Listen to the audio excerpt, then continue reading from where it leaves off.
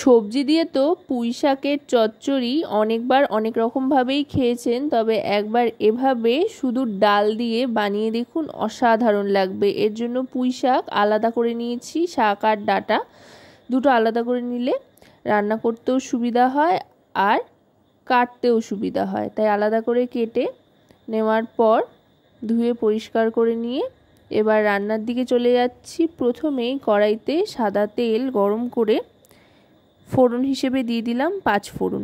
5 ফোড়ন দিয়ে কিন্তু পুঁই শাক বানালে দারুণ লাগে খেতে।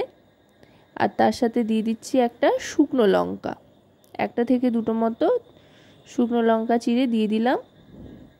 ফোড়নটা একটু ভাজা ভাজা করে নিতে হবে। তারপর এর মধ্যে দিয়ে দেব বেশ খানিকটা পেঁয়াজ কুচি। পেঁয়াজটা স্লাইস করে কেটে রেখেছিলাম, সেটাই দিয়ে দিলাম। পেঁয়াজটা একটু বেশি করেই দিচ্ছি, এমনকি আলুও কিন্তু এই রেসিপিটাতে ব্যবহার করব না। ছোলার ডাল দিয়ে পুঁই শাক বানাবো, খেতে কিন্তু দারুণ লাগে, বেশ অন্যরকম একটা স্বাদ হয়। এবার দিয়ে দিচ্ছি রসুন বাটা। আপনারা রসুন বাটা বা রসুন কিমা যেটাই সুবিধা হয় সেটাই ব্যবহার করতে পারেন। পেঁয়াজ আর রসুনটা বেশ খানিকক্ষণ ভেজে নিতে হবে।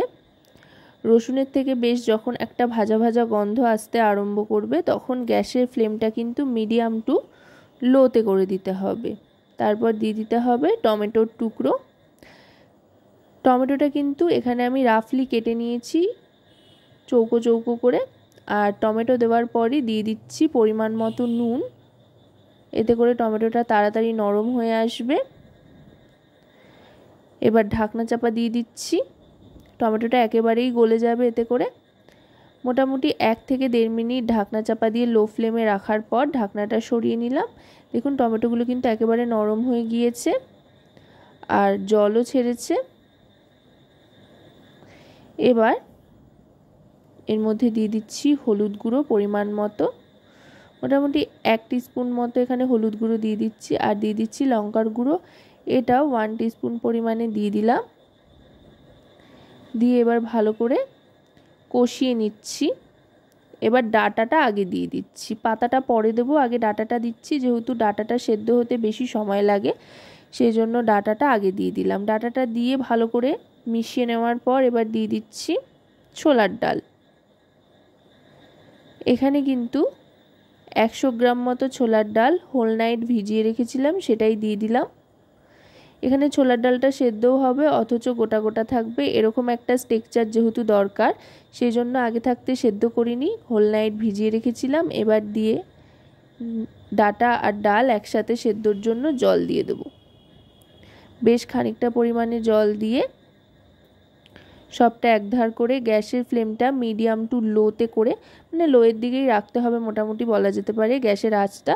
তারপরে ঢাকনা চাপা দিয়ে দেব। দিয়ে কিন্তু এবার মোটামুটি 5 থেকে 7 মিনিট মতো অপেক্ষা করতে হবে ডাঁটা আর ডাল সেদ্ধর জন্য। 5-7 মিনিট বাদে ঢাকনাটা সরিয়ে নিচ্ছি। দেখুন দারুণ সুন্দর কিন্তু একটা টেক্সচার চলে এসছে। এবার দেখে নিতে হবে ডাল আর ডাঁটা কতটা সেদ্ধ হয়েছে। দেখুন ডাঁটাগুলো কিন্তু সেদ্ধ হয়ে গিয়েছে। আর ডাল একটা দেখে নিচ্ছি, দেখুন ডালটাও কিন্তু খুব সুন্দর সেদ্ধ হয়ে গিয়েছে অথচ প্রত্যেকটা আস্ত আস্ত গোটা গোটা রয়েছে।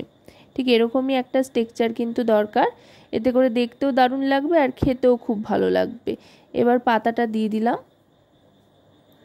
পাতাটা দিয়ে একটু নাড়াচাড়া করে নেব, খুব বেশি নাড়বার প্রয়োজন নেই। আর পাতা দেওয়ার পর কিন্তু এরকম কড়াইটা উপচে ওঠে বা ভরে ওঠে, তাই নাড়তে চাড়তে একটু সমস্যাই হয়, তাই খুব বেশি নাড়ার প্রয়োজন নেই। একটু আলতো হাতে এপাশ ওপাশ করে নিয়ে সবটা একধার করে এবার আবার ঢাকনা চাপা দিয়ে দেবো। এবার খুব একটা বেশি সময় ঢাকনা চাপা দিয়ে রাখতে হবে না, মোটামুটি 3 থেকে 4 মিনিট ঢাকনা চাপা দিয়ে রাখলেই কিন্তু হয়ে যাবে। 3 থেকে 4 মিনিট বাদে ঢাকনাটা সরিয়ে নিয়ে এবার সবটা ভালো করে মিশিয়ে নেব। এই সময় থেকে কিন্তু দারুণ সুন্দর একটা গন্ধ আসতে আরম্ভ করবে।